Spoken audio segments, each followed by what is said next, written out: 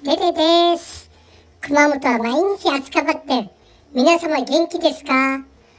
また今年も怖い台風が来よるね。